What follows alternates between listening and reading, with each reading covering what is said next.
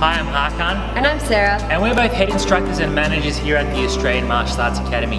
And today we're coming to you with another exciting video, and that's what to do or how to prevent our child from becoming a bully. Now let's face it, sometimes at school we don't exactly know what's going on. Sometimes our kids can be the instigators. So how do we prevent this from happening? Yeah, it's a really great topic, Mr. Hakan, and this is something that a lot of parents come to the academy really worried that their child's going to get picked on. Yeah. And one of the things that we always like to do is recognise that someone has to be the bully. That's right. And so recognising that we talk fairly and equally to our child about what to do if they're bullied, and also how to make sure that we treat people correctly. Yeah. And ultimately, if everyone's having this conversation with their child, if we're recognising, hey, my child is human, I'm really nervous that they might get bullied and I don't want them to be put in a situation where their confidence could be shut down, but conversely, I need to make sure that my child's treating others well, then I think parents are going to be really helping their child to make sure that bullying is in their future, not just for them, but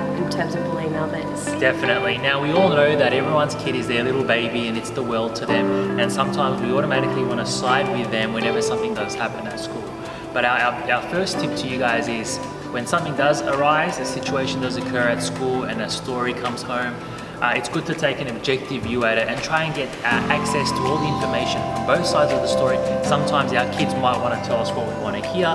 They might want to, skew the truth. They're not going to jump straight into, I did the wrong thing. So before we go and jump to conclusions or whatever that may be, let's get access to all the information possible from other parties, from the school, from the teachers, and then we go on to the next step. Exactly right, and I think just making sure that you listen to your child, hear out what they're doing, but not necessarily jump into solving problems or thinking that what they're saying is 100% accurate, because ultimately they are kids. So let's move on. Now let's just say our child was the instigator. Let's say they did say some offensive things. What do we do from there, Miss Sarah?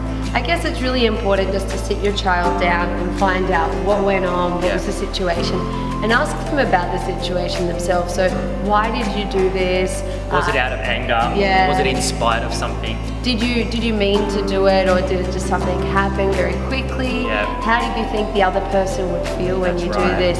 How do you think their parents would feel if they did it to you? If someone did that to you, how do you think I would feel as your mum or dad? And so really just getting them to learn empathy and understanding that that person is a real person, just like them. Perfect, fantastic, Miss Sarah. And what we do in class here is we provide these scenarios, and the first thing we tell them is that sometimes we can be annoying. Sometimes at home with our brothers and sisters, they can frustrate us, and this can happen at school. So we want to ensure that this is perfectly normal. We're all humans and we go through these emotions. So we want to control our emotions ultimately.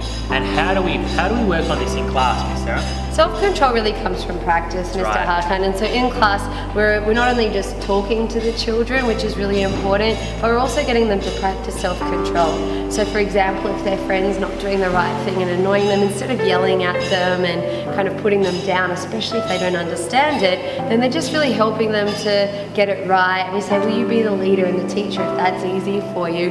And ultimately that's life. It doesn't change just because they're kids. As they get older, people can be annoying too. That's right. And what we want to teach from a really young age is not to fight fire with fire.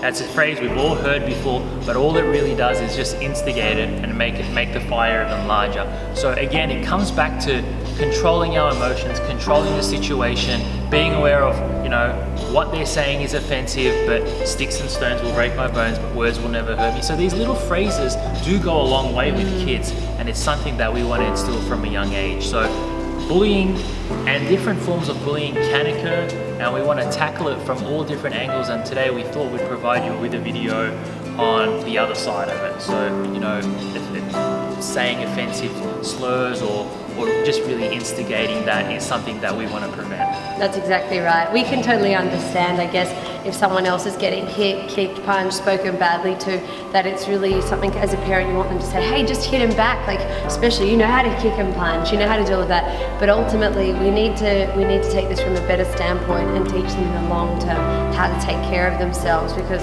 it just doesn't work as you become adults just to turn around and hit someone back. It's just not going to fly. It's just not going to fly. Definitely. So we hope this video has helped, guys, and please have these conversations with your children at home. It's all about preempting, preparing them, and ensuring that they're safe on all aspects. So thank you very much, guys, and we'll see you in our next video.